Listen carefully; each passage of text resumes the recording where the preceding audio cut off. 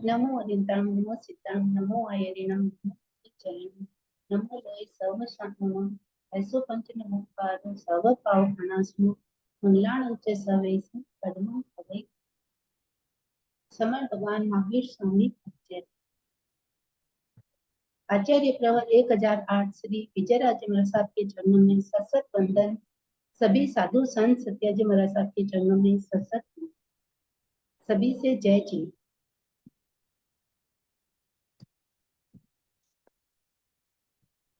सभी यहाँ पर ज्ञान अर्जित करने आए हैं, सभी से सादर जय जिनेन्द्र। और प्रज्ञा जागरण 4th क्लास की हमारी यह तीसरी क्लास है। आवाज आ रही है सर सभी से?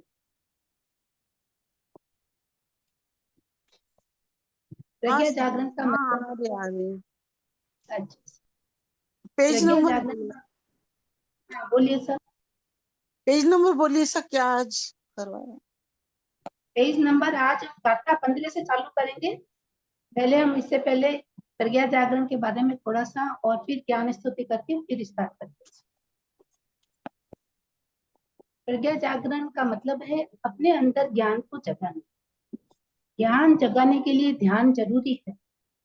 हम ध्यान के द्वारा ही ज्ञान को सही तरीके से जान पाएंगे और ज्ञान से दर्शन की शुद्धता होगी।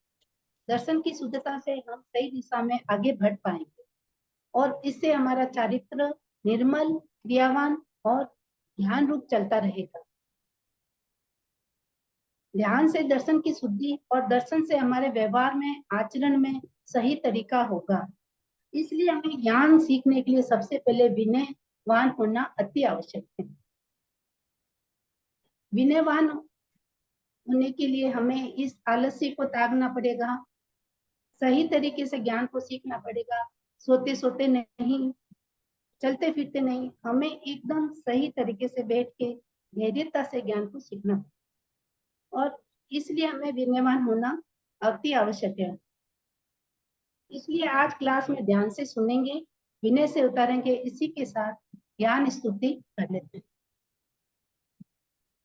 जो जन श्रद्धा भाव से करे सूत्र का ज्ञान, ज्ञानावरणीय कर्म कटे प्राप्त करे सत्य ज्ञान।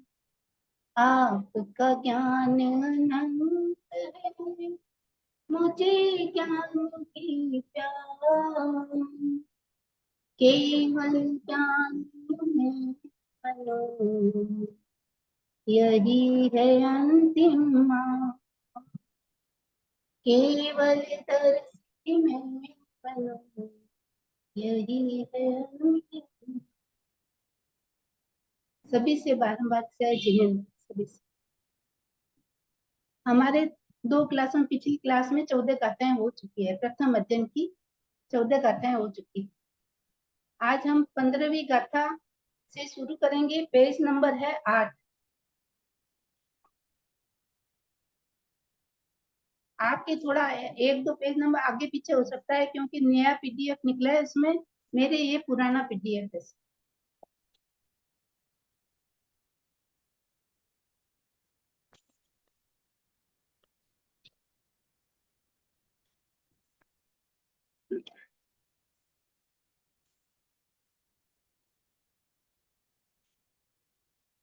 गाथा नंबर करते हैं। 14 नंबर गाथा है, पेज नंबर 8 है। जी जी 15 नंबर गाथा है। 14 की हो गई क्या? हाँ 14 तक हो चुकी है। एक बार वापस रिपीट कर। वापस से करें 14। जी हाँ, एक बार वापस हो जाए तो अच्छा रहेगा। आवाज धीरे आ रही है साहब की। हाँ, एक बार वापस कर देंगे, थोड़ा शॉर्ट में बता दें। हाँ ठीक है सर, 14 से वापस शुरू करते हैं। जी।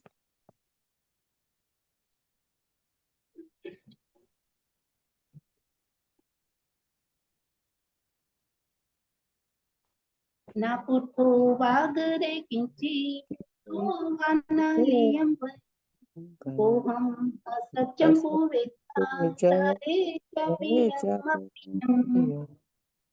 ना पुठो वागरे किंची पुठो वानालियम वये कोहम असचम पुएचा तारे पियम पियम। अपुठो गुरु के द्वारा पूछे बिना, किंची कुछ भी, न वागरे न बोलने, वा अथवा, उठो पूछने पर, अलियम असत्य, न वय न बोलने, कोहम क्रोध को, असत्यम असत्य विफल, हुए जा कर दें, अपियम गुरु के द्वारा कहे गए अप्रिय वचन को भी पियम प्रिय हितकारक मानकर धारे जा मन में धारण करें। अनुशासन की दृष्टि से विनीत शिष्य का यह कर्तव्य है कि वह गुरुजनों के बिना पूछे, बिना प्रयोजन के कुछ भी न बोले, यानी कि किसी के भी बिना पूछे अपनी सलाह न दें।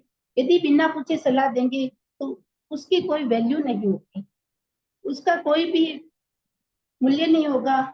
जब तक गुरु न कहे, गुरु के पूछे बिना हमें नहीं बोलना चाहिए। यदि गुरु डांटे फटकारे जाने पर क्रोध न करें। गुरु यदि बिना प्रयोजन के हम बोले या कुछ भी करें तो गुरु हमें डांटे फटकारे तो क्रोध न करें। ध्यान रखते हुए भी कदाचित मन में क्रोध उत्पन्न हो भी जाए तो उसे विफल कर दें, यानी कि उस क्रोध को शांत कर दें। यदि हमें कभी क्रोध आ भी जाए, हम सोचते हैं कि हमें क्रोध ना आए, फिर भी कभी कभी क्रोध आ जाए तो उसको अपने मन में शांति से विफल कर दें, यानी कि उसको हटा दें। यदि हम गुरु के बिना कहीं बोलेंगे, कुछ भी कहेंगे तो कौन सी कैटेगरी में आएंगे? अविनीत शिष्य की कैटेगरी में। तो गुरु को अच्छा भी यह नहीं लगेगा। ये बात हम पर भी लागू होती है। जैसे शिष्य या गुरु की टीचिंग हमें भी, हम पर भी लागू होती है।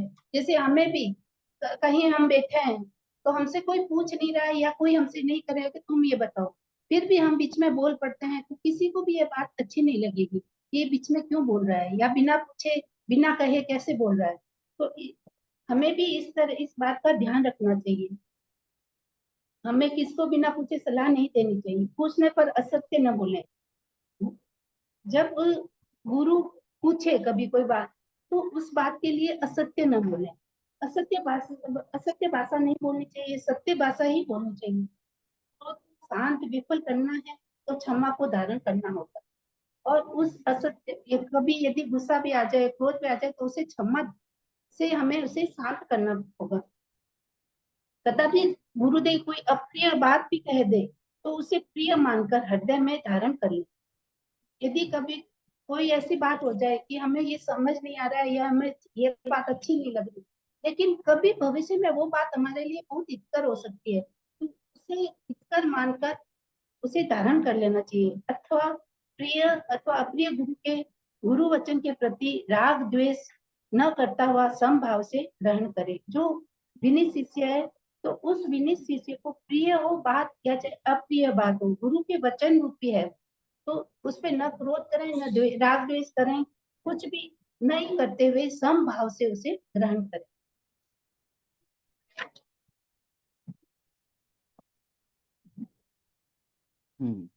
अब 15 आगे 15वीं गाथा सब। इस 15 और 16 गाथाओं में आत्मदमन और परदमन का अंतर और फल बताया गया है। आत्मदमन क्या होता है? अपनी आत्मा को दमन करना। और परदमन का हम दूसरों की जो कुरीतियां है या जो विरोधी भाषा है उनका हम दमन करने लगते हैं, वो परदमन हो गया। 15 और 16 गाथा में इसका बताया गया। अपाचेवदमेयवो अपाहु खलु दुतमो अपादंतो सोहि होई असीम लोभि परतय वरम में अपादंतो संजमेन तवेन ये परहि परहिम दमंतो पंदणहिम वहेहिय अपाचेव दमयवो अपाहु खलु दुदम अपादंतो सुई होई असीम लोए परतय वरम में अपादंतो संजमेण तवेन ये महमम परहिम दमंतो बंधने वहे य अपाचेव अपना अपनी दुष्ट आत्मा का ही दमे यवो दमन करना चाहिए।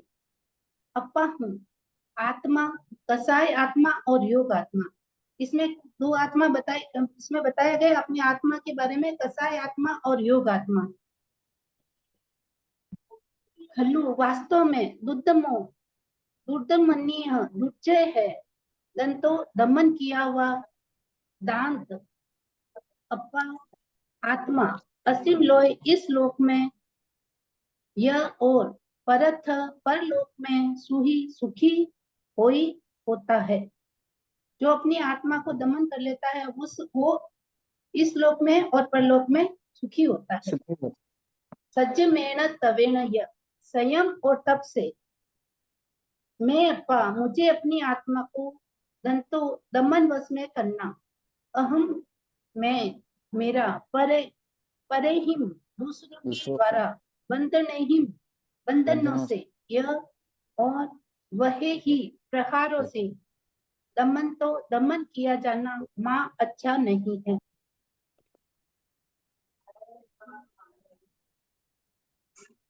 हमें हर समय ये लगता है अच्छा कि मैंने जो कार्य किया या मैं सबसे अच्छा हूँ, मैं सही हूँ, तो हम दूसरों को क्या नीचा दिखाना चाहते हैं या दूसरों को हराना चाहते हैं, तो अक्सर सामने वाले को हराकर हम उसमें क्या ढूंढते हैं, सच्चा सुख सुखते हैं, सच्चा सुख ढूंढना चाहते हैं। सामने वाले को नीचा दिखाकर हम उसे ही सच्चा सुख मानते हैं, मगर वास्तव में सच्चा सुख इसमें है ही नहीं। अपने अंदर कसाई और योग आत्मा पर ही विजय प्राप्त करें, और आत्मा को जीतने पर ही सबसे बड़ी विजय प्राप्त होती है। योग और कसाई निमित्त से कर्म का सिलसिला निरंतर बढ़ता जाता है। इस कसाई योग की आत्मा पर विजय प्राप्त करना है। यदि इस पर हमने विजय प्राप्त कर ली तो हम क्या कहलाएंगे? यदि हमने इस आत्मा कर्म और आत्म जैसे है इसमें दमन करने, योग आत्मा और कर्म इन पर राग देश पर हमने विजय प्राप्त कर ली तो हम क्या कहलाएंगे? हम अरिहंत कहलाएंगे, और हम भी सिद्धों के साथ एक में एक होकर रह सकेंगे, नहीं तो 84 के चक्कर में पढ़कर भव भटकते रहेंगे। इसलिए साधक जो साधक है अपनी दुष्ट आत्मा का दमन कर लेता है, इस जन्म में और अगले जन्म में सुखी होता है। तो इसमें ये बताया गया है कि सांसारिक मानव जो सोचता है कि अपने साथ प्रतिकूल करने वाला, जो प्रतिकूल विरोधी आचरण करता है, तो उन विरोधियों का दमन करने से ही शांति प्राप्त होती है। परंतु भगवान महावीर कहते हैं कि अपनी आत्मा ही बाह्य जगत में शत्रु मित्र बनाता है, इसी का दमन करना चाहिए। आत्मा को जीतने पर सबको जीत लिया जाता है।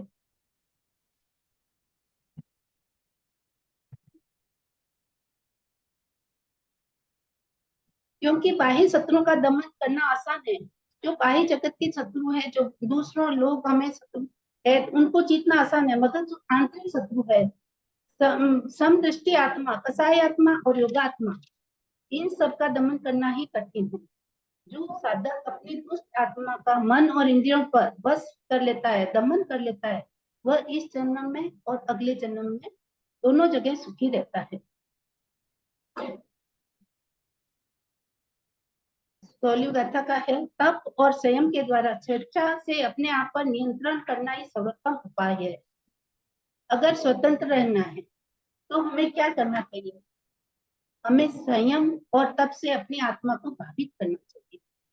दूसरे लोग मारपीट कर बंधनों में डालकर एवं विविध प्रकार के दंड देकर किसी का दमन करें, जैसे हम किसी तरह राजनीति में फंस गए या कोई हमारा केस चल रहा है या ऐसे, तो दूसरों के द्वारा हम दंडित हो, तो उस दंड के से अच्छा है हम अपनी आत्मा, जो योग आत्मा और कसाय आत्मा है, उस पर विजय प्राप्त करें। इसे यह अच्छा नहीं है, क्योंकि दूसरों के दमन करने से मनुष्य के मन में भयंकर प्रतिक्रिया आती है। यदि कोई हमसे हमारे पर प्रवाह करेंगे या हम पर कोई केस, झूठा केस लगाएंगे, तो हमारे मन में क्रिया प्रतिक्रिया होती रहेगी, राग द्वेष बढ़ता ही जाएगा। तो हम क्या, इस स्वराशि के चक्कर में बढ़ते ही जाएंगे। तो मनुष्य के मन में भयंकर प्रतिक्रिया जागती है, राग द्वेष और बैर बढ़ता है। आत्मा ग्लानि एवं पुण्य हानि होती है। इसमें क्या होता है, हमारी खुद की हानि होती है। इसलिए क्या करना चाहिए कि अपनी ही आत्मा का दमन करना चाहिए। इसमें एक छोटा सा एक कहानी बताई गई है कि एक शेषनाग हाथी था, उसका दृष्टांत बताया गया है। हाथियों के जो झुंड में युद्धपति होता है, बड़ा हाथी, तो उसके डर से एक हथिनी ने अपने बच्चे का जन्म तापस के आश्रम में दिया। वहां वो तापस के आश्रम में ऋषि कुमारों के साथ बगीचे को सींचता था। तो उसका नाम क्या पड़ गया, शेषनाग। शेषनाग पड़ गया। तो वो जब थोड़ा बड़ा हुआ, धीरे धीरे बड़ा हुआ, तो उसने अपने युद्धपति को मार गिराया और स्वयं युद्धपति बन गया। और युद्धपति बनने के बाद उसे क्रोध आया, आश्रम को भी उसने अस्त व्यस्त कर दिया। तो तापस जो है राजा सैनिक के पास गए, और राजा सैनिक को बोले कि हमारे जो हाथी ने, हमने पाल पोस के बड़ा के युद्धपति बन गए, वो हमें नुकसान कर रहा है हमारे आश्रम में। तो सैनिक राजा उसे पकड़ने के लिए निकले। सैनिक राजा उसे पकड़ने के लिए निकले, तो देवताओं ने देखा कि ये सैनिक राजा जरूर हाथी को पकड़ भी लेंगे और अपने अस्त्र शाला में उसे बंदी बनाकर उसे मारेंगे, पिटेंगे सुधारने के लिए। तो देवता क्या करते हैं, उसके हाथी के कान में कहते हैं कि तुम्हें सैनिक राजा पकड़ने के लिए आ रहा है, तो तुम बंधन में जकड़े जाओगे, मारे पीटे जाओगे। तो इससे अच्छा तुम अपना स्वयं का दमन कर लो, तुम स्वयं ही अपना दमन कर लो। तो वो रात को रातों रात सैनिक राजा के हर शाला में वहां चला जाता है, और वहां पे वो खंबे से बंध भी जाता है। इस प्रकार वो अपने आप का दमन कर लेता है। मोक्षार्थी जो विनीत शिष्य साधक है, तो उसे भी तब स्वयं द्वारा स्वयं के विषय कषणों का समन करना चाहिए। और दमन सहकर है विशिष्ट सकाम नर्चरा का कारण है। जो अपना खुद का आत्मा का दमन करता है, तो वो विशिष्ट सकाम नर्चरा का कारण है। दूसरों के द्वारा दमन से सकाम निर्जरा होती है।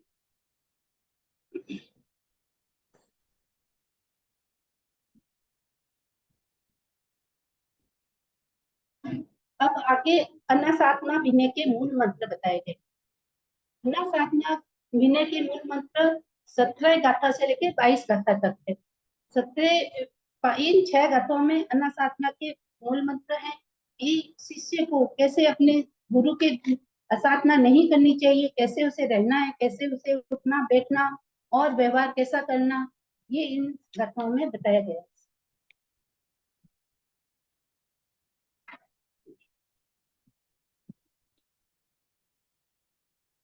17वीं गाथा से कठिनियम च कुटाणं वाया अटवकमण अभिवाचैवरहसे नेव कुचकया इवि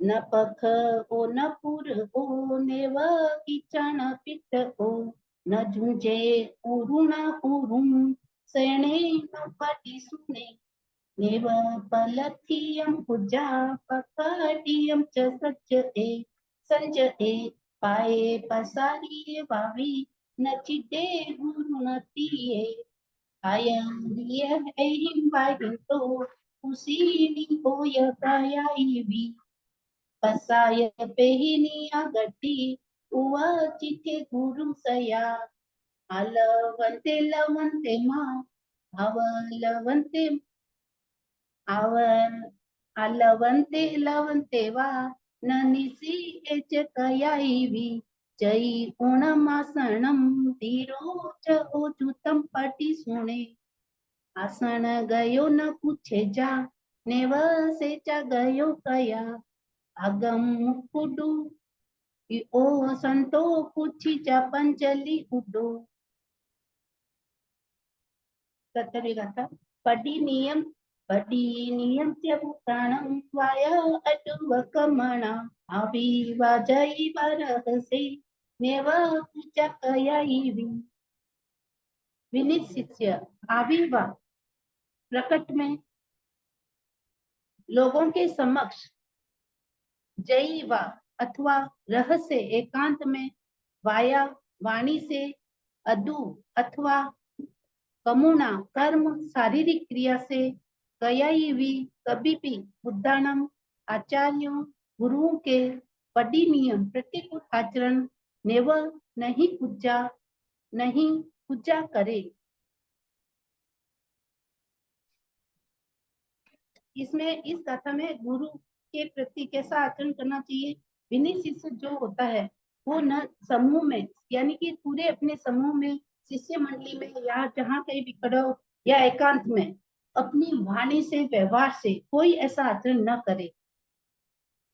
गुरु के द्वारा जो बताए हुए आचरण है वो आचरण में चाहे हम गुरु के समीप हो या लोगों के आवागमन के स्थान में हो, खड़े हो, कहीं भी हो, जो कार्य हमें गुरु ने सिखाया है, गुरु ने बताया है, जो गुरु ने हमें शिक्षा 5 सिद्धि 3 बुद्धि की दी है उसी के अनुसार हमें आचरण करते हुए जीवन जीते आचरण करते हुए विचरण करना। अन्यथा चाहे जैसे हम कहीं भी रहें, चाहे हमारे सामने गुरु हो न हो, लेकिन जो गुरु ने हमें शिक्षा दी है वो गुरु ने हमें बताया है उसी के अनुसार आचरण करना चाहिए।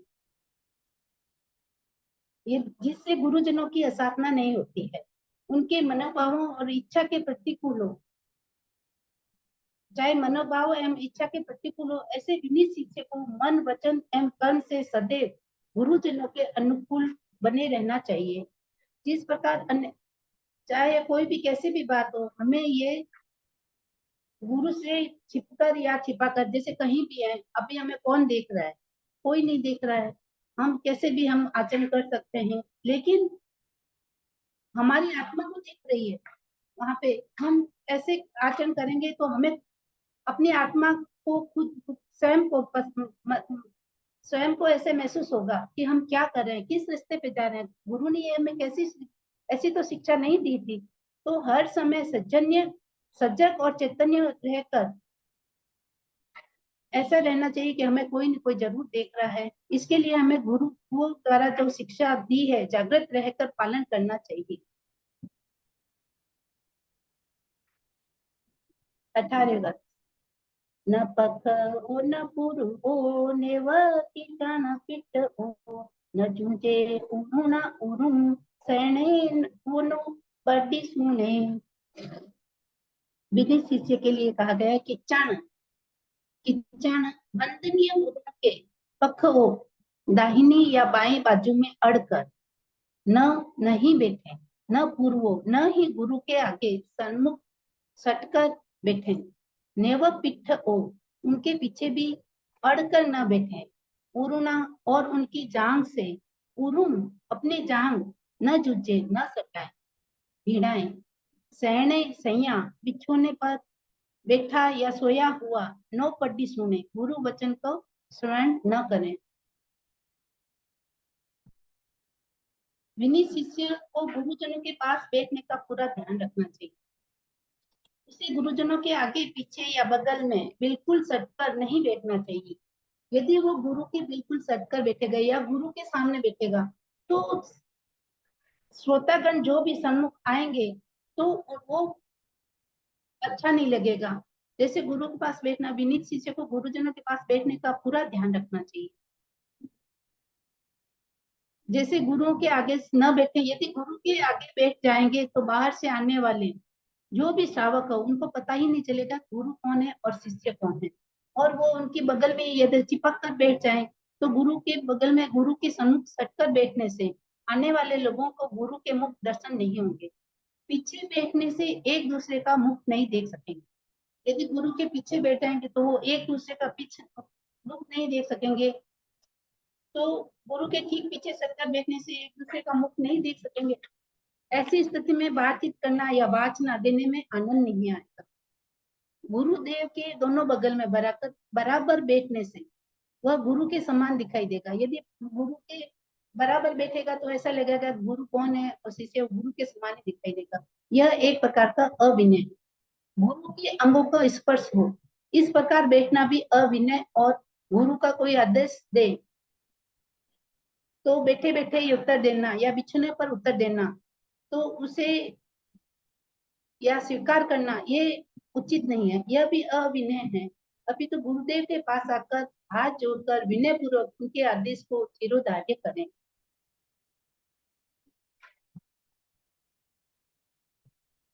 गुरु आपके पास आते हैं तो आप बैठे बैठे या सोए हुए नहीं सुनेंगे। कोई आदेश दे रहे हैं तो आप तुरंत उठकर गुरु के पास जाएंगे और आदेश को शिरोधार्य करेंगे।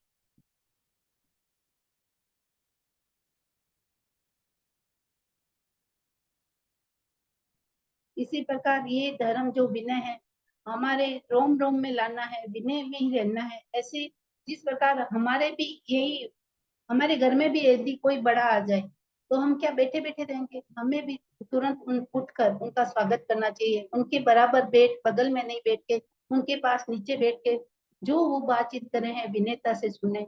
और ऐसा ही इस प्रकार शिष्य के बारे में बताया गया है। 19वीं कथा।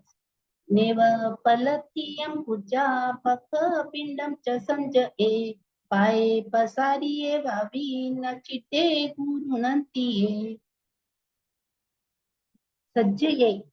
संयमी साधु पलंथियम गुरु के समक्ष पलती लगाकर नेव पूजा न बैठे, पख पिंडम पक्ष पिंड दोनों हाथों से शरीर को बांधकर पिंड रूप करके वा अथवा गुरुनंतिये गुरुओं के समीप पाए पसारिए पैरों को पसार कर भी न चिंथे न बैठे।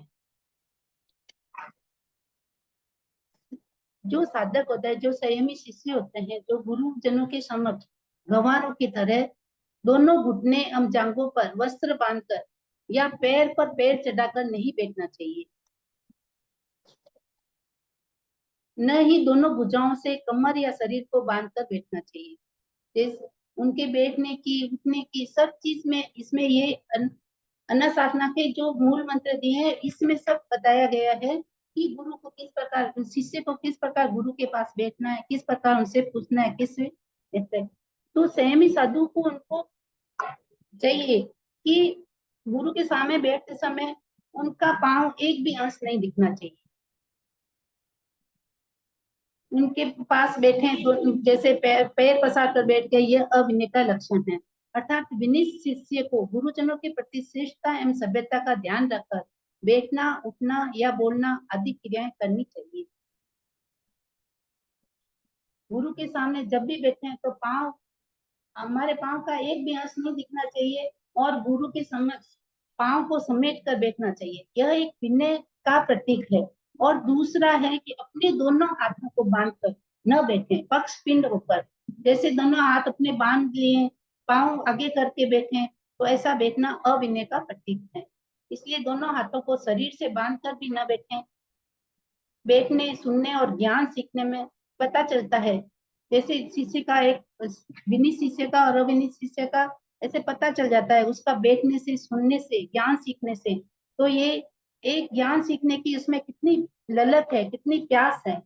तो इसलिए अविनय पूर्वक न बैठे। तीसरा, गुरु के सामने पांव पसार कर भी न बैठे, जिससे आपकी अशिष्टता सामने आती है। इसलिए हमें विनय के साथ बैठना, उठना और बोलना चाहिए।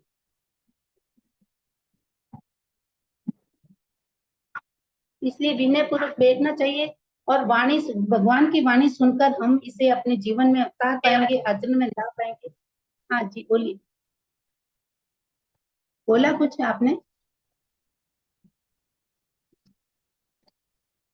विनयता से जो विनयवान शिष्य होगा वो भगवान की वाणी को अपने जीवन में उतारेगा और आचरण में लाएगा। इसी गाथा में ये समझाया गया है।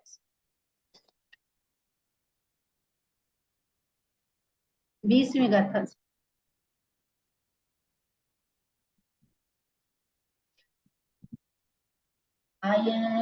हिंबंतु तुसीनियो यकयाईवी कसाय पेहिनिया गट्टी उवाचिते गुरुं सया आयरी एहिम।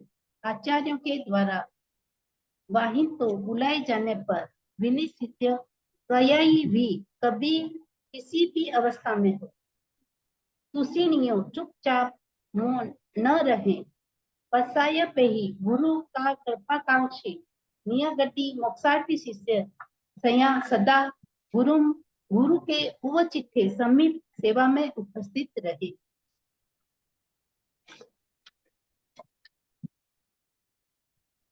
जो गुरुदेव का कृपाकांक्षी शिष्य जो मोक्षार्थी शिष्य है उसको गुरु बुला रहे हैं तो बुलाने पर क्या ऐसी स्थिति में उसे चाहे वह कितनी एक काम में वो व्यस्त रहे या रुग्ण अवस्था में रहे या उसकी तरफ कैसे भी अवस्था रहे तो उस अवस्था में चुपचाप नहीं रहना चाहिए। उसे चुप नहीं कि गुरु देव आवाज लगा रहे हैं गुरु मुझे बुला रहे हैं फिर भी वो चुपचाप बैठा है कि मेरे से उठाई नहीं जा रहा है मैं क्या करूं।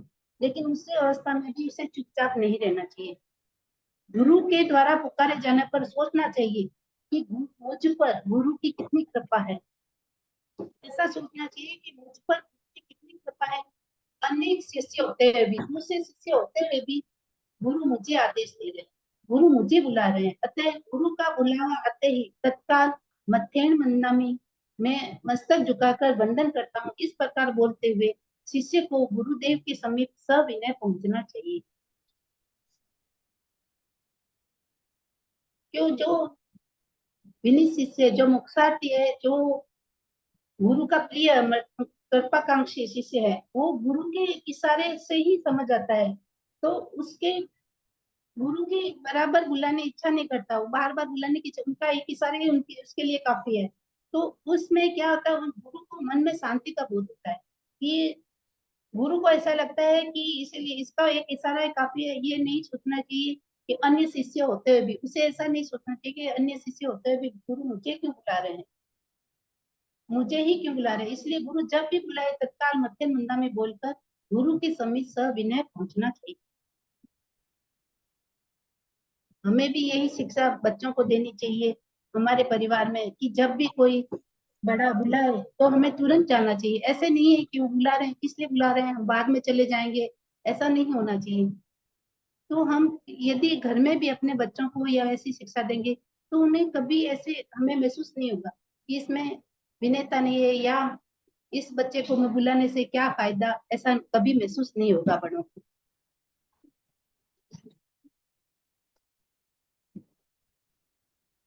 21वीं गाथा से अलवंते लवंते वा ए नदीसी एच कयाई भी जई उणमासणम धीरो जओ चुतम पदी सुने।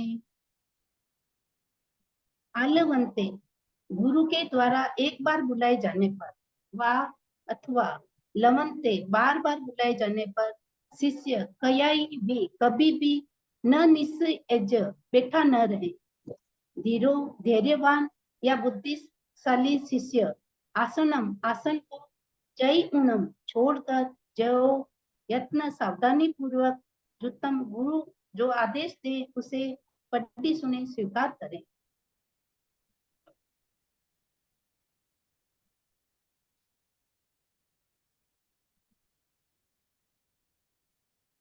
गुरु जब भी शिष्य को बुलाए चाहे उन्हें एक बार आदेश दे या उन्हें बार बार ये बताएं तो शिष्य को धैर्य पूर्वक अपने आसन से तुरंत उठकर जो भी आदेश है उसे यत्न पूर्वक सिरोधार्य करते हुए कहना चाहिए कि आपके आदेशानुसार अवश्य करने का प्रयत्न करूंगा।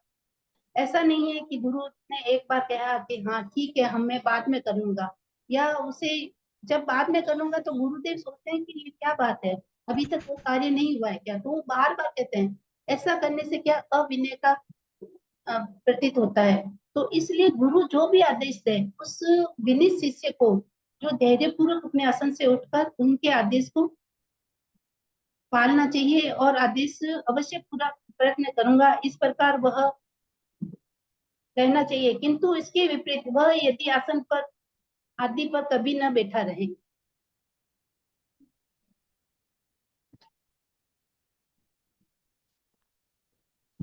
ऐसा कभी, जैसे कभी कभी ऐसा होता है गुरु एक बार बुला रहे हैं या बार बार बुला रहे हैं, 2 3 बार 4 बार 5 बार, जितनी बार भी बुलाएं, शिष्य को धैर्य पूर्वक अपने आसन से उठकर उनकी आज्ञा का पालन करना चाहिए।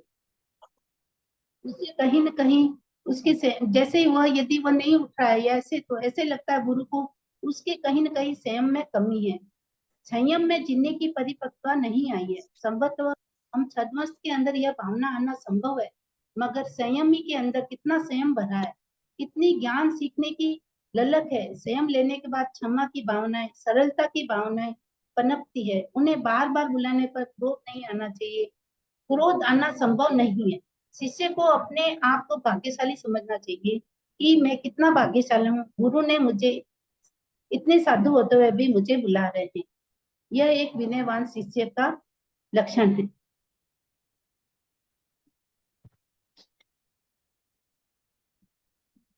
22वें गाथा से। आसन गयो न पूछे जाने, वसे जा गयो कया, आगम कुडो संतो पूछी जा पंजलि उडो। आसन गयो, आसन पर बैठा, न पूछे जा, गुरु से कोई बात न पूछे, नेव न ही, सेजा गयो, सया पर बैठा बैठा, कया कभी पूछे, आगम पास में आकर, उकुडुयो संतो, उकुडू उकुटू उकुडू आसन में बैठकर, पंजलि उडो, विनय पूर्वक हाथ जोड़कर पूछे, पूछी जा, पूछे। विनयवान जो शिष्य होता है, उसे यदि कोई बात गुरु से पूछना होती है, तो उसे वो अपने आसन पर बैठे बैठे ना पूछे, या अपने बिछोने पर बैठा है, लेटा है, तो ऐसा उसे नहीं करना चाहिए। ऐसा करने से उसे अविनय का लक्षण आता है। विनयवान शिष्य, वो गुरु, यदि उसके कोई मन में शंका होगी या कोई बात पूछनी होगी, तो उसे गुरु के निकट जाकर उखड़ू आसन में, जिस प्रकार शिष्य को एक बैठना चाहिए, उस उखड़ू आसन में बैठकर दोनों हाथ जोड़कर विनय पूर्वक वो अपनी शंका को गुरु के सामने रखें, या कोई बात पूछनी है उस बात को रखें और गुरु से सुने। ये एक विनय मुद्रा होती है। उस विनय मुद्रा के साथ पूछना चाहिए उखड़ू आसन। जैसे इच्छा में कमासनों में पाठ में बैठते हैं, वैसा आसन, और एक आसन नमोत्थनम की मुद्रा में, एक विनय आसन। इस प्रकार ये विनय आसन है। इस आसन में बैठकर शिष्य को गुरु से कोई भी अपनी शंका हो, कोई भी बात पूछनी हो, तो गुरु से पूछनी चाहिए। तो जो गुरु, हम उसको इस आसन में गुरु फरमाते हैं उसको सुनेंगे, वो अपना सुझाव दिया, हमें समझाएंगे, तो उस बात से हमें शांति अनुभव होगी और ज्ञान प्राप्त होगा। यह एक विनय का लक्षण है। विनीत अविनीत होकर यदि हम सुनेंगे, गुरु की समझ कुछ पूछेंगे, तो हमें ज्ञान प्राप्त नहीं होगा और न ही श्रद्धा आएगी।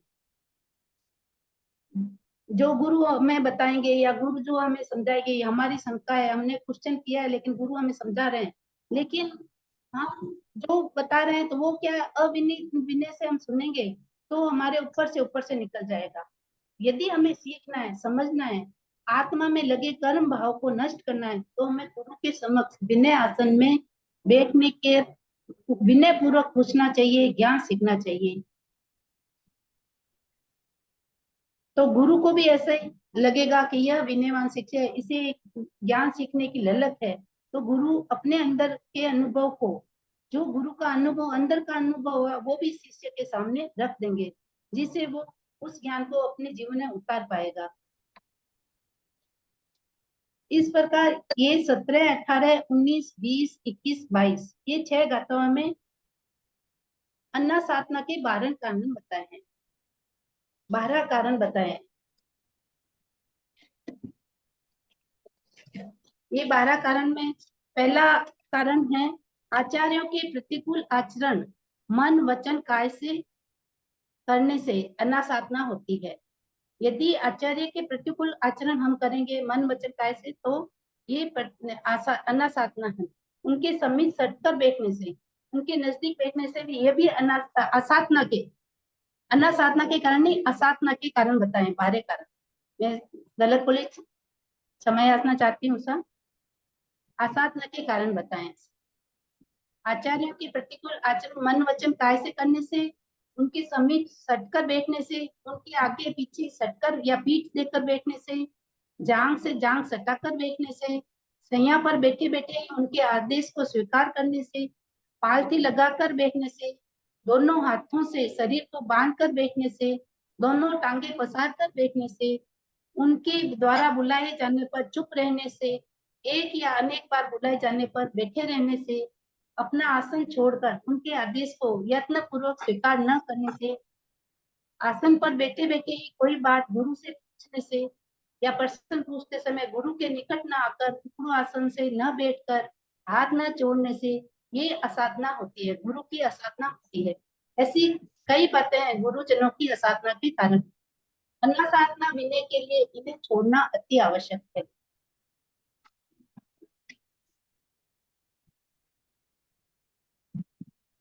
इसमें जो असाधना के कारण है, इसमें एक क्वेश्चन भी बन सकता है ऐसा कि असाधना के कितने कारण हैं और ये किस प्रकार शिष्य को उन्हें त्यागनी चाहिए। और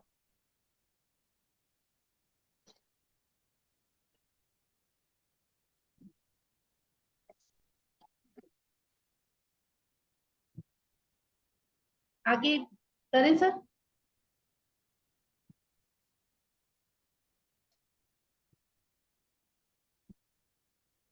आगे है 23वीं गाथा। 22 गाथा तक हम कर चुके हैं। 23वीं गाथा में विनीत शिष्य को सूतार्थ तदुभय कथन, गुरुजनों का भी कर्तव्य होता है कि विनीत शिष्य जो शिष्य है उसको सूत्र के अर्थ सहित ज्ञान ज्ञान सिखाए। तो 23वीं गाथा में बताया, एवं विनयच्युत सुतम अथम च तदुभयम् उच्च मानससि उच्च मानससि शिसस वागरी च जहाँ स्वयं, एवं विनयच्युत सुतम अथम च तदुभयम् उच्च मानससि स वागरी च जहाँ स्वयं। एवं इस प्रकार विनय विनय युक्त शिष्य के द्वारा पच्छ मानस विनीत शिष्य से पूछे जाने पर सुतम सूत्र अर्थम अर्थ च तदुभयम और तदुभय दोनों का जहाँ स्वयं जैसा सुनना और जानना हो वैसा वागरिज परुपण करें। इसमें बताया गया है गुरु को किस प्रकार, गुरु का जो कर्तव्य है वो क्या है। विनय शिष्य यदि पूछे, गुरु से कोई भी बात पूछे या कैसे भी कोई सवाल करे, तो गुरु का कर्तव्य होता है कि शिष्य को जो उन्होंने अपना ज्ञान प्राप्त किया यथा सूत्र, जो आगम के सूत्र हैं, आगम पाठ है यथा ज्ञात, जो तो ज्ञात है सूत्र, अर्थ और तदुभय दोनों के विषय में शिष्य को सम्यक प्रकार से विवेचन करें। जब विनयवान शिष्य प्रश्न पूछता है तो गुरु का क्या कर्तव्य होता है, तो वो किस प्रकार शिष्य को समझाएं। सबसे महत्वपूर्ण बात आती है कि पुच्छ मानस, यानी कि पूछने पर जब तक हम किसी भी जिज्ञासा का समाधान अपने जो शंका है जिज्ञासा है उसे पूछेंगे नहीं तो हमें समाधान नहीं मिलेगा। अगर हम ये सोचते रह जाएंगे अभी नहीं पूछेंगे, बाद में पूछ लेंगे, अभी जनपद कोई भी लोग आए हुए हैं या अभी समय हो गया है, तो ये क्या है, इसमें सोचते ही रह जाएगा शिष्य, कभी अपनी शंका का समाधान नहीं प्राप्त कर सकेगा। तो हम जब अपने जीवन को सुधारना चाहते हैं, स्वयं को सुधार पाए, तभी हम सुधार पाएंगे जब उस कार्य के उस जो हमें शंका है उस कार्य के बारे में संपूर्ण ज्ञान जानकारी मिले। तो ऐसा ज्ञान यथा ज्ञात सूत्र और अर्थ तद्भव दोनों के विषय में जैसे गुरुदेव को जिस प्रकार उनको ज्ञान है उनको अपना सम्यक प्रकार से उसे समझाए, जिसे उन्होंने अपने आगम में उतारा अपने अर्थ को और समझाया है उसी प्रकार उनको समझा। इसलिए शास्त्र में बताया गया है कि विनयशील शिष्य को आचार्य के द्वारा सूत्र और अर्थ का ग्रहण कराना, अर्थ और तात्पर्य का श्रवण कराना और इससे संबंधित समस्त हितकर बातों का वाचन कराना, ये 3 सूत्र विनय है।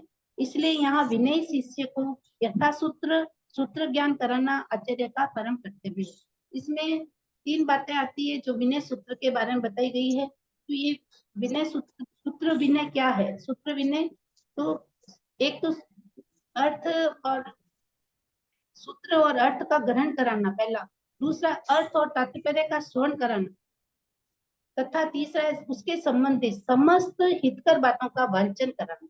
ये तीन क्या है? सूत्र विनय है। इसलिए विनय शिष्य को यथा सूत्र सूत्र ज्ञान कराना आचार्य का परम कर्तव्य है।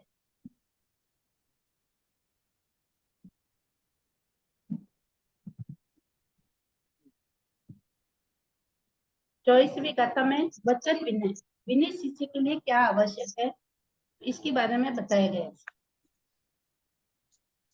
मुसं परिहरे भिक्खुनय ओहारिणीं वये पासा दोषं परिहरे मायम च वज्र ऐसया।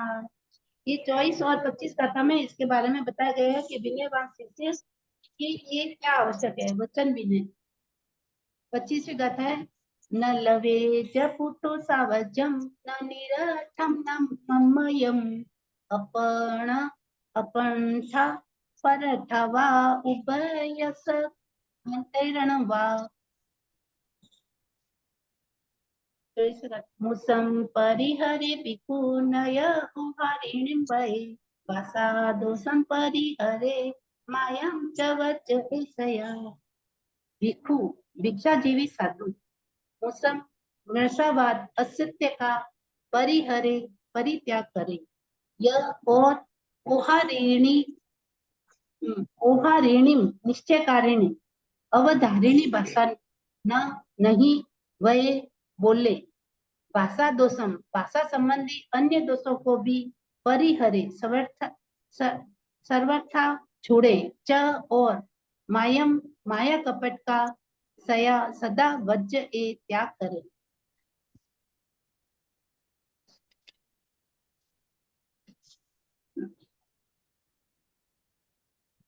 इसमें 4 प्रकार की बातें बताई गई है। जैसे विनयवान शिष्य होता है उसे असत्य नहीं बोलना, निश्चय कारिणी भाषा का प्रयोग नहीं करना, भाषा संबंधी ये दोष है।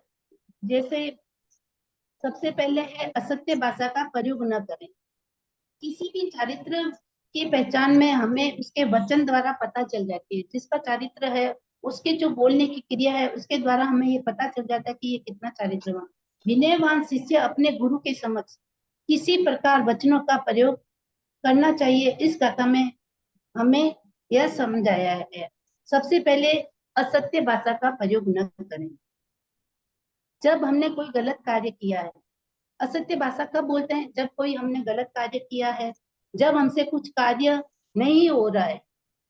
असत्य की भाषा जैसे कोई कार्य नहीं हो रहा है, कोई गलत कार्य हो गया है, या जब मन में पाप हो। असत्यवान हमेशा डरा हुआ रहेगा, उसे हमेशा सच्चाई से डर लगा कि मेरा ये सच्चाई उजागर न हो जाए। उसने ये पाप किया है लेकिन उसे हमेशा ये डर लगा रहेगा कि मेरी यह सच्चाई उजागर न हो जाए। इसलिए ऐसा करने के लिए उसे सबसे पहले असत्य भाषा का त्याग करना चाहिए। जो विनयवान शिष्य होता है उसे अपने विनय के जो ये सूत्र बताए गए हैं उसमें असत्य भाषा का प्रयोग न करें। दूसरी भाषा है निश्चयकारी भाषा का प्रयोग न करें। तो सभी साधुजन यह कहते नजर न आएंगे की संभावना है। जैसे हम कहीं भी जाएंगे या कुछ भी हो, हमने गुरुदेव से या जो शिष्य गोचरी लेने आते हैं तो हम कहते हैं हमारे यहाँ गोचरी पधारी थी, कल आप पधारेंगे। तो ऐसे नहीं कहेंगे कि हाँ मैं कल पधारूंगा, नहीं, ऐसा लेता है हाँ संभावना हो सकती है। या उसके व्याख्यान में आप कब व्याख्यान करेंगे, तो उसमें संभावना का शब्द जुड़ा रहता है। ऐसा नहीं है कि निश्चय कर लिया कि नहीं हमें इतने बजे मैं ये काम करूंगा, ये ऐसे नहीं। तो यही गुरुकुल में ये अपना समय निश्चित कर लिया तो कभी उसमें आगे पीछे हो जाता है तो वो निश्चय कार्यक्रम की असत्यता प्रकट हो जाती है। तो इसलिए निश्चय कारिणी भाषा नहीं बोलनी चाहिए। ये निश्चय भाषा तो केवल केवल ज्ञानी ही निश्चित कर सकते हैं।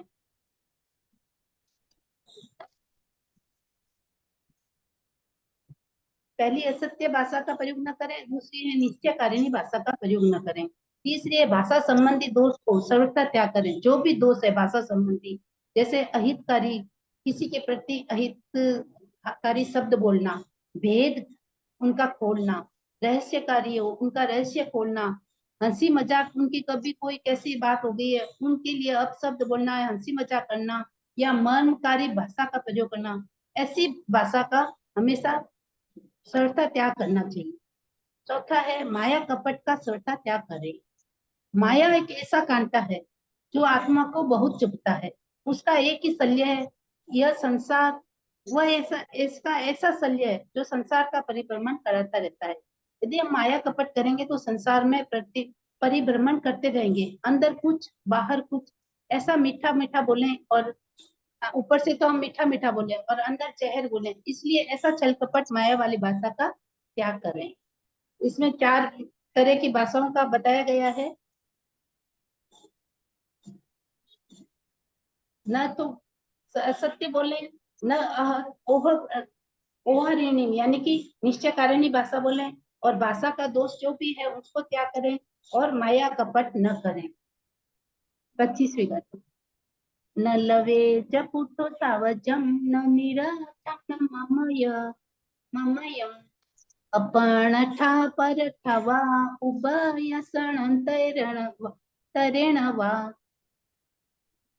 वचन विनय का युक्त साधु। पुट्टो किसी के पूछने पर भी, अपन था अपने लिए, परठावा अथवा दूसरों के लिए, उभयस अपने और दूसरों के प्रयोजन से, वा अथवा अंतरेण दोनों के प्रयोजन के बिना, निष्प्रयोजन सावज्यम सावध्य पापकारी भाषा, न लवेज न बोलने, न निरठम न ही निरर्थक अर्थ शून्य या निष्प्रयोजन भाषा बोले, न ममयम और न ही मर्म भेदक वचन कही।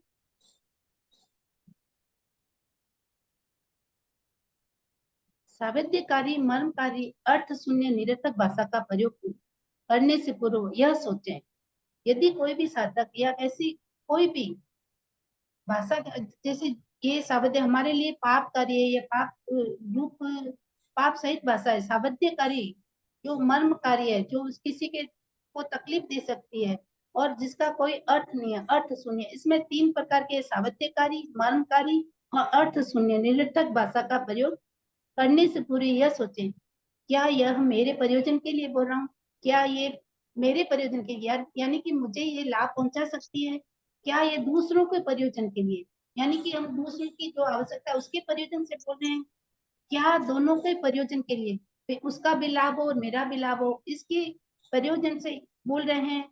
या चौथी है, या किसी के प्रयोजन जैसे कोई प्रयोजन भी नहीं है फिर भी हम बोल रहे हैं।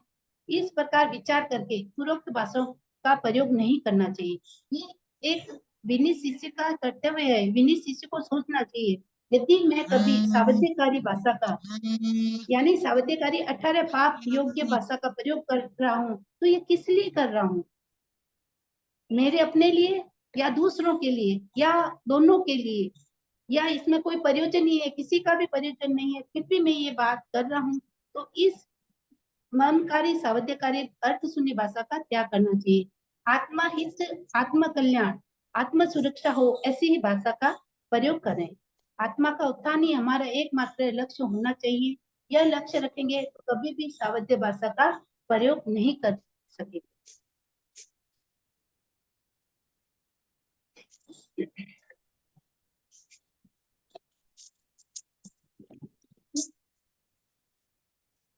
आगे हम 26वीं गाथा कर लेते हैं सर, एक और गाथा, उसके बाद में चारित्र विनय के बारे में। 26वीं गाथा एक साधक के लिए चारित्र विनय कैसे हो उसके लिए बताई गई। अकेली नारी के साथ अवस्थान संलाप निषेध है। समरेषु अगरेषु चंडीषु महापये एगो एगितीये सिद्धिं नेव चित्तेन सल्लवे। समरेषु अगरेषु चंडीषु महापये एगो एगितीये सिद्धिं देव चित्तेन सल्लवे। समरेषु लोहार की शाला में या कामदेव के मंदिरों में, अगरेषु घरों में, संधिसु घरों के बीच संधियों में, यह और महापहे राजमार्ग में, एगो अकेला साधु, एगिथिये सिद्धि अकेली स्त्री के साथ, नेव चित्त न खड़ा रहे और न सल्लवे न ही बात करे। ये एक साधु के चारित्र विनय के बारे में बताया गया है कि ब्रह्मचारी महाव्रती साधु के लिए क्या कैसा रहना चाहिए, कैसा वो यदि अकेली स्त्री के साथ खड़ा है तो उसे इस प्रकार कभी भी अकेली स्त्री के साथ खड़ा ना हो। जैसे लोहाकारशाला या ऐसी नीच स्थानों की जगह जहाँ जन समूह एकत्र होता है, तो उस मेले ठेलों में, काम मंदिरों में, और जो घरों में जो एक दूसरे के घरों के बीच में जो संधि होती है यानी कि गलियां होती है, उस संधियों में या राजमार्ग में अकेला साधु हो चाहे अकेली साध्वी हो, तो उन्हें अकेली स्त्री के साथ या अकेले पुरुष के साथ न खड़ा रहे और न ही जमकर संभाषण करें। ब्रह्मचारी के लिए अकेली स्त्री, फिर चाहे वह माता, बहन, पुत्री ही क्यों न हो, के साथ एकांत में बैठना या बातचीत करना वर्जनीय बताया है। जहाँ जैसे भी हो, चाहे अकेले साधु हो चाहे अकेली साध्वी जी हो, तो उनके बारे में यह बताया गया कि वो न तो अपने परिवारजन है जो संबंधी उनके पास भी अकेले में न बैठे और न ही उनके साथ बातचीत करें, ये उनके लिए वर्जनीय बताया है। क्योंकि इंद्रिय अत्यंत प्रबल है, वे बड़े बड़े विद्वानों को भी आकर्षित मोहित कर लेती है, इसलिए अकेली स्त्री के साथ न वो खड़े रहें न वार्तालाप करें।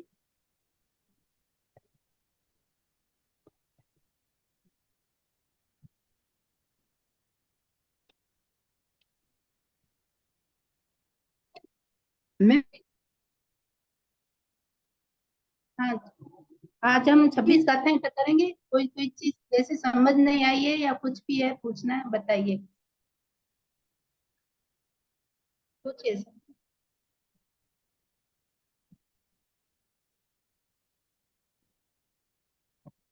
आ गया समझ।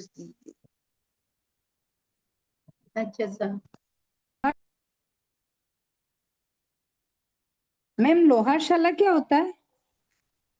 लोहारशाला जैसे ये एक नीच स्थान वैशाल्य जैसे होता नहीं, जहाँ स्त्रियों का या जब जन समूह का एकत्रित होता है वहां औरतें रखी जाती है, वो लोहारशाला, लोहाकारशाला, लोहकारशाला। ऐसे नीच स्थान जहाँ भीड़ है, पुरुष आ जा रहे हैं ऐसे, तो इस स्थान पे साधु को या चाहे साध्वी जी वहां खड़ा न रहे।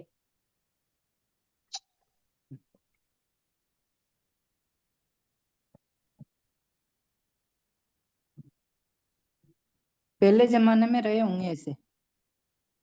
हाँ, पहले जमाने में अभी भी थे, आजकल भी जैसे कहीं ऐसे न हो, क्योंकि यदि साधु अकेले रहे, आज स्त्रियों के हाव भाव है या कपड़े हैं या कोई भी ऐसा साध्वी जी हैं, तो कोई ऐसा पुरुष अकेला है, तो उनके मनोभाव इंद्रियां प्रबल होती है, इनके आकर्षण उनके कौन मनोभाव से आकर्षित हो सकते हैं, इसलिए ये वर्जनीय बताया गया है कि अकेला साधु या अकेली साध्वी अकेले में किसी के साथ वार्तालाप न करे। अपन भी जाते हैं, स्थानक जाते हैं, यदि हम संत महाराज के पास बैठे हैं तो अकेले हैं, और हम भी अकेले हैं बैठे हैं, तो वहां बैठना वर्जनीय है, क्योंकि हमें कोई ना कोई पास साधु संत के पास यदि वो है तो कोई ना कोई भाई बैठना जरूरी है। वो भाई बैठे रहेंगे तो हम पास में अपना क्वेश्चन या कुछ भी पूछ सकते हैं, और वैसे ही साधु जी के लिए भी लागू होता है। जय जिनेन्द्र मैम। जय जिनेन्द्र साहब। कोई भी याद करने पढ़ने का में सरल आगे तरीका पीछे कहने बताएं, इन ऐसा, गाथाओं को याद करने का सरल तरीका बताएं। इन गाथाओं को तो आप एक एक गाथा को आप 5-5 बार पढ़िए, उनके शब्द को अर्थ को समझते हुए, ऐसा नहीं है केवल पढ़ना है, उनके अर्थ को आप एक बार या 2 बार भी पढ़ेंगे तो आपको ये गाथा याद हो जाएगी। लेकिन इसमें अपने एग्जाम देने में गाथा का कोई वैसे नहीं है कि गाथा पूरी लिखनी है, एक गाथा की लाइन आ गई या शब्द आ गए, ऐसे शब्द को ध्यान में रखिए, उसका मीनिंग आ सकता है, उसके अर्थ पूछने के लिए आ सकते हैं, ऐसा हो सकता है। लेकिन यदि आपको गाथाएं याद करनी है तो आप उसके अर्थ सहित उसको गाथा को समझें, और 5 बार तो पढ़े ही पढ़े, तब आपको याद होता है। धन्यवाद मैम। गाथा में वैसे खाली स्थान भी तो आ सकता है ना, गाथा पूरी याद होगी तभी तो अपन खाली स्थान नहीं, भर खाली सकेंगे स्थान ना। नहीं आता है, जैसे एक गाथा की लाइन दे दी, जैसे ये है 25 गाथा में ऊपर वाली लाइन दे दी, न लवे जब पुटो सावजम न निरतन ममयम। इस गाथा का अर्थ बताइए, ऐसे हो सकता है। केवल एक लाइन दे अर्थ दी। पूछेंगे। तो आपको ये ध्यान रखना है कि इसका अर्थ, इसीलिए शब्दों पर ज्यादा जोर दिया है कि शब्दों को, उस लाइन को समझते हुए उसका अर्थ समझे। तो और आप गाथा कहीं भी याद होगी तो क्या इसका मैम? अच्छी मॉडल पेपर है enjoy मैडम? कर- मैडम ये आवाज लवेज का धीरे क्या आ रही अर्थ है। बताया? लवेज यानी क्या होता है? लवेज का मतलब ऐसा, हाँ, क्या है अर्थ?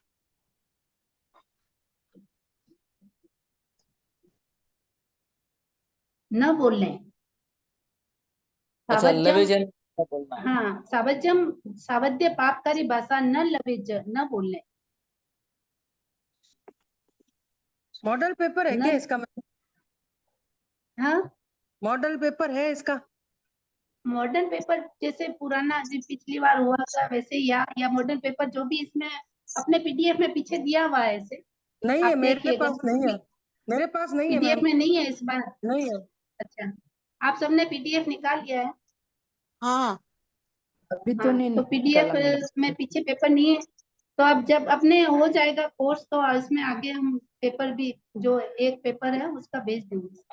ये बुक्स के लिए फिर आपने बोला?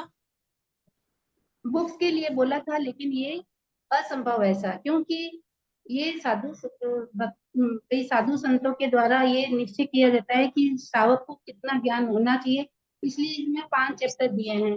तो इसमें कभी कभी चेंजिंग भी हो जाती है। अच्छा। तो चेंजिंग होने से बुक्स का कोई ऐसे काम ज्यादा नहीं आती है। और बुक्स क्या है कि एक दो तो नहीं छपेगी, 100 भी नहीं छपेगी, हजारों में छपेगी। तो ऐसे ही बुक्स की असाधना होगी, तो नहीं, इसलिए अपने उन्होंने क्लास में ऐसे कहा। जितने क्लास के हिसाब से जितने स्टूडेंट हो उतनी छपा के नहीं? नहीं, क्लास के कोई इतने स्टूडेंट होते नहीं है, 15 हुए, 10 हुए, 5 हुए, ऐसे होते हैं क्लास में।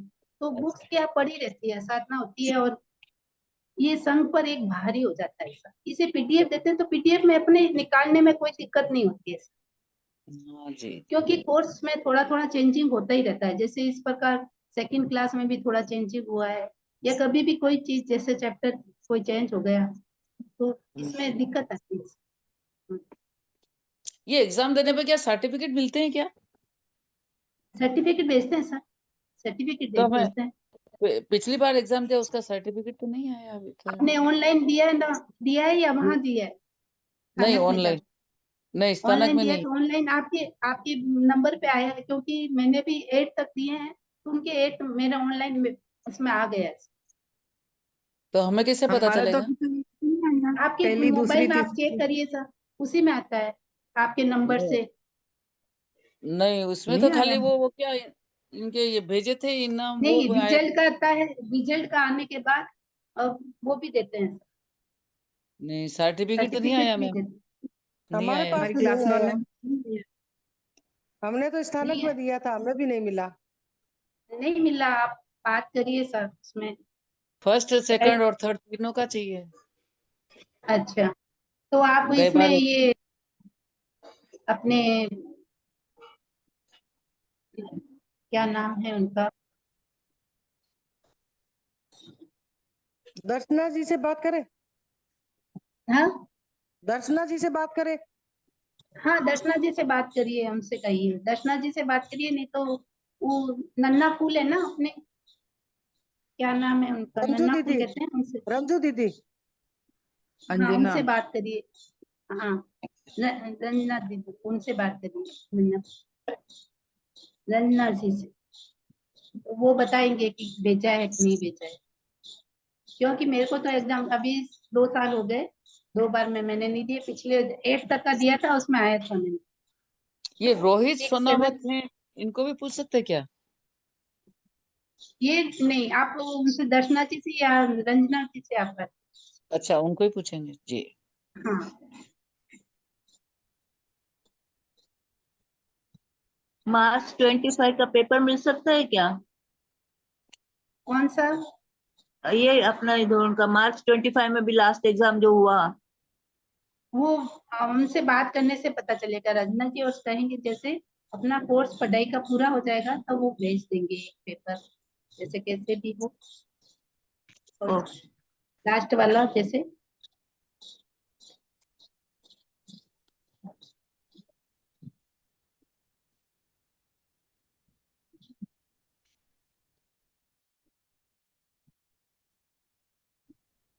अच्छा सर, सबसे जैसे ना गुरु गुरुवार कर लेते हैं सब। जय जिनेन्द्र, धन्यवाद बहुत बहुत। बहुत जय बहुत धन्यवाद आपको। अहो गुरुवरी कृपा करी ओहो। दीनी ज्ञान के दान, भव भव में ना भूलेंगे आपका उपकार हो गुरु साहब, आपका उपकार अविनय जो हो गया उसको माफ करो, मेरे सारे कर्म करो सिखो आप हिसाब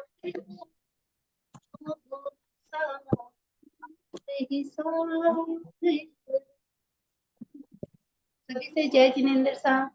कुछ भी कहने में आया जय सभी से गलत सलत तो क्षमतावना सभी से बारंबार। जय जिनेन्द्र। जय जिनेन्द्र साहब। और गुरु गुणवाद सबको करना चाहिए, क्योंकि गुरु के बिना हमें ज्ञान नहीं, जी जी। गुरु के बिना ज्ञान नहीं। सभी से जय। इस पाठ का थोड़ा मैसेज कर देना आप, गुरु अच्छा वंदना का। जरूर, हाँ जरूर।